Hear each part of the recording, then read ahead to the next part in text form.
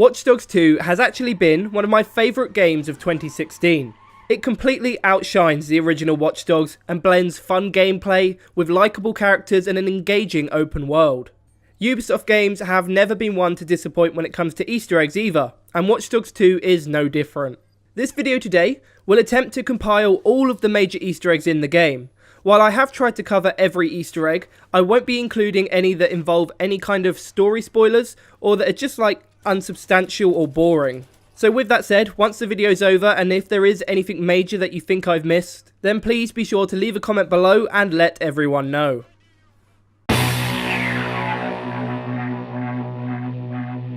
First up, we're going to be taking a look at the Far Cry 3 Blood Dragon Easter egg. Now it's quite an easy one to find. You need to head to Garry's Games and Glory, which is super easy to find because it's your HQ and can be found around here on the map. The actual shop itself is filled with all kinds of references to Monopoly and board games and all that kind of thing, but what we want is downstairs out the back. Heading down here, we'll be able to find on the right hand side a couple of arcade cabinets, and one of them is very clearly named Far Cry 3 Blood Dragon. Ubisoft absolutely love to reference Far Cry 3 Blood Dragon in loads of games. I can't remember how many of these videos I've done, but it's good to see it popping up again. Down here there's also a couple of other little bits that might be Easter eggs. There's a VR headset very similar to the Oculus and the HTC, as well as like some mechs and that kind of thing, so if you think they might be extra little Easter eggs, then you can leave that in the comments below.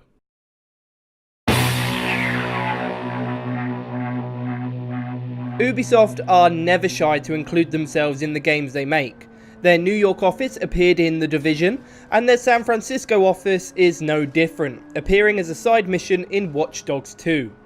The mission itself asks you to find the trailer at the Ubisoft offices, referencing a mysterious unknown game that the studio has been working on. The mission from this point on has you hacking into the Ubisoft office cameras to hack the hard drives inside. This gives us a great opportunity to look at loads of Easter eggs to other Ubisoft franchises. There are images all over the walls and booths, including The Division, something that looks quite like Lara Croft, and Assassin's Creed. So when you finish doing all the hacking with the hard drives, you get to see this trailer.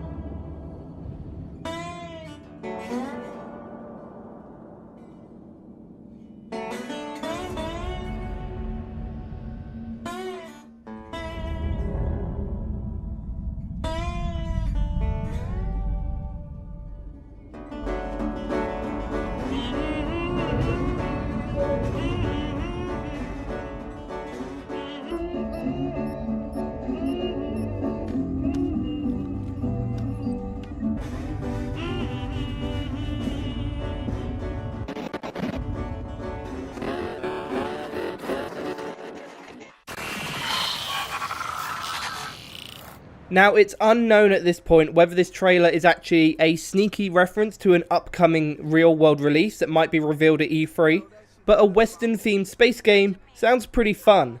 But at the end of the day, it could always be just an in-game trailer for something that will never really exist. We may be reading too far into this. The world of Watch Dogs 2 is absolutely filled with variations of real-world people and companies. One such example is Noodle, or Nuddle, depending on how you want to pronounce it. This tech company runs a search engine, among other things, and their offices are a big kid's wet dream of slides and bright colours. It's very clear then that they are Watch Dogs' equivalent of Google. They even have a Google car. So early in the game, when you have a mission centred around the in-game millionaire Gene Carcani, it's very easy to pull on real-world comparisons and work out who they're talking about. I assume you guys have heard of Gene Carcani? He's the shit sack who's on TV laughing about how he's raising the price of leukemia medicine. Yeah, the most hated man in America? Yeah, why do you ask? Guy's a huge Bobo Dakes fan.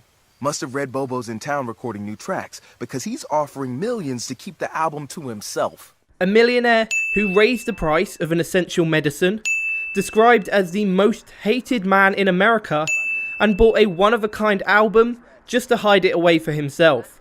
It's none other than real-world supervillain Martin Shkreli. These guys even look similar.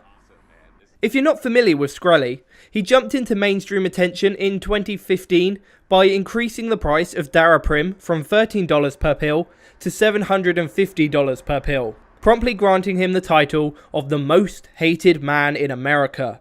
Furthermore, he then went on to buy the one-of-a-kind Wu-Tang Clan album Once Upon a Time in Shaolin for $2 million, which is exactly what this Watch Dogs 2 mission is based on. Hidden around the Watch Dogs 2 map are 7 unique vehicles. We're not going to take a look at them all right now, but one of these unique vehicles is a really interesting Easter egg. So if you want to find this for yourself, you'll need to head to this location on the map. When you arrive, you'll find a Jeep locked behind a gate, with the only way to open the gate being on the other side. If you have the improved jump upgrade on the jumper, you should be able to clear the fence nice and easily. Otherwise, do something similar to me and just use something to get yourself over. So this is the car you'll be able to find. To some of you this will probably be looking familiar already, but we'll take it out of here before we get a better look at it in just 1 second. It's also good to mention that you'll get an achievement for finding this car. Well, actually it's just any of the unique vehicles in general, so it's well worth doing.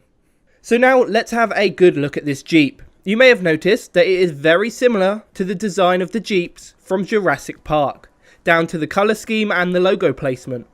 Now if you're still not convinced, this Jeep has one last trick up its sleeve. In exchange for a regular horn, it has this.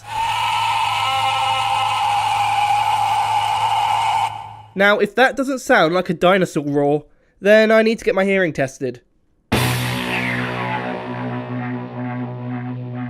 We've already taken a look at the Ubisoft offices and the Easter eggs hidden within, but I completely missed perhaps the biggest Easter eggs of all focused around the offices. So to see this, we need to head back to the Ubisoft offices, which can be found at this location on the map. You'll know you're in the right place when you see the banners, which kind of give it away. But what we're actually here to see are the large posters on the building advertising Assassin's Creed. Now, interestingly enough, these posters are exactly the same as the real-world movie posters for the upcoming Assassin's Creed movie. I guess Ubisoft couldn't pass up on a bit of free publicity. You can't really blame them, can you?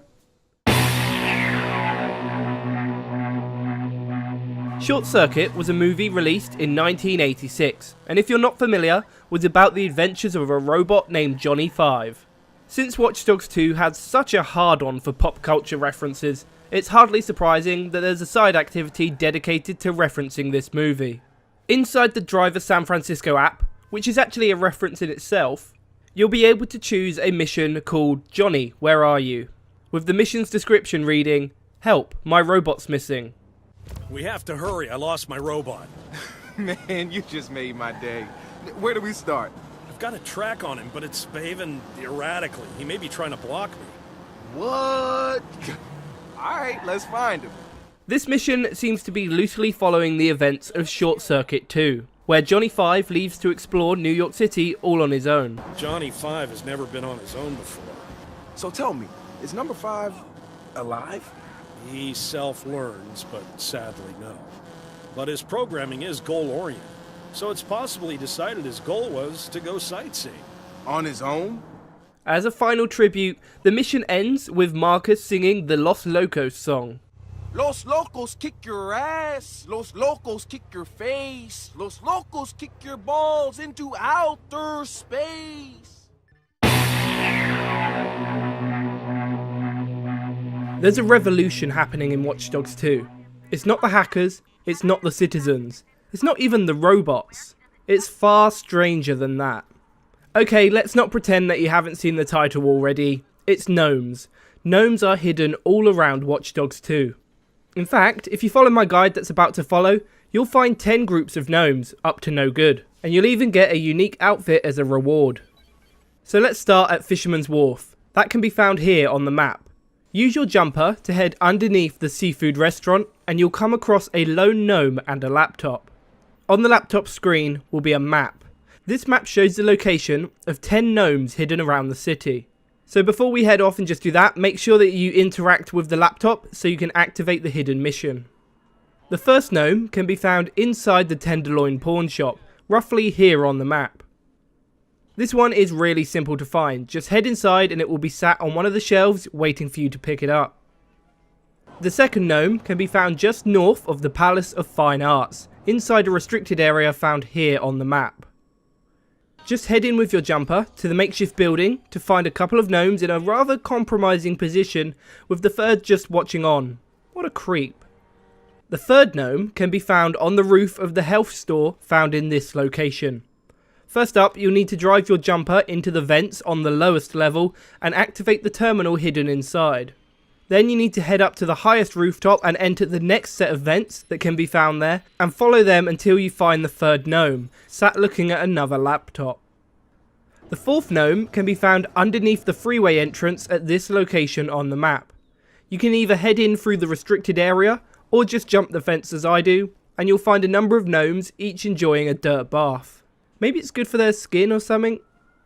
The fifth gnome is just across the road from the home data center, just here on the map. All you need to do is use the construction lift to make your way up to the roof, where you'll find more gnomes, and this time they'll be accompanied by a bear and some weird rabbit thing. The sixth gnome can be found in the rooftop garden of the Transbay Center. Just use your jumper to jump over the hedges in the middle of the garden, and you'll find an entire gnome army. I told you these guys were planning a revolution, although you do have to take their leader, so you may ruin their plans a little. The seventh gnome can be found on the rooftop in this location. On the rooftops you'll be able to find a hot tub with a number of gnomes inside enjoying the water. The eighth gnome is found inside the Garden of Peace and Love. Once in the garden, just head up any of the staircases to make your way to the roof. In the rooftop gardens, you'll be able to find a group of gnomes seemingly worshipping some bricks. I guess it makes sense, considering they're made of clay themselves. The ninth gnome is probably the creepiest of all of them. It can be found on the rooftop of a Mexican food restaurant in this location. Once you're on the rooftop, you'll find a gnome and a teddy bear staring into the corner of the wall. Perhaps this is a reference to the Blair Witch Project? The final gnome is found within the Oakland Aqueduct. The easiest place to start is just here on the map, so you can easily get in a boat and find your way to the entrance. As you make your way through, keep an eye out for the docks in the middle of the tunnel. Here you'll be able to find the final gnome all alone up in the dark. So that's all of the gnomes, but there's one more step to this Easter egg. The map we found at the start of the guide has two crosses on it. One of these is where we started, and the other is where we'll be finishing. It's nice and easy to find, and it's here on the map. At the edge of this park, you can find a tent. There'll be a few more gnomes inside the tent, but if you've collected all the other ones correctly, you'll also be able to pick up the secret outfit. Now just head to your wardrobe and make Marcus join the gnome revolution. It's not exactly the most stylish outfit in the world, but after all the effort trying to get all the gnomes, it's better than nothing. So they were the major Easter eggs found in Watch Dogs 2. But there are still a few more that we need to cover. So I think it's about time for a lightning round. The Galilei Corporation is based on the real-world company SpaceX. Invite is Watch Dogs' version of the social media giant Facebook. As we've mentioned before, Noodle is the Watch Dogs 2 equivalent of Google.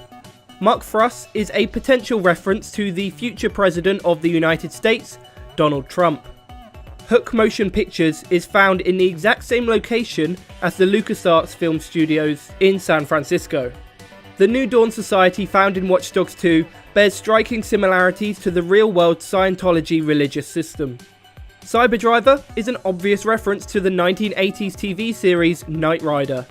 During a side mission when you give a swatter a taste of his own medicine, he'll be playing Rainbow Six Siege on his computer.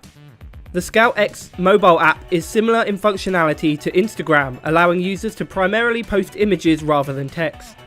The Driver San Francisco app is the Watch Dogs 2 equivalent of Uber. It is also a reference to the game Driver San Francisco, which was also published by Ubisoft. And finally, during a side mission, you'll be tasked with rescuing Aiden Pierce, the main protagonist of the original Watch Dogs, and he still doesn't have any kind of personality. So there you have it guys, that was my rundown of all the Easter eggs in Watch Dogs 2. I hope I covered everything, but if there were any Easter eggs that have slipped through the net, then please be sure to leave a comment below and let everyone know.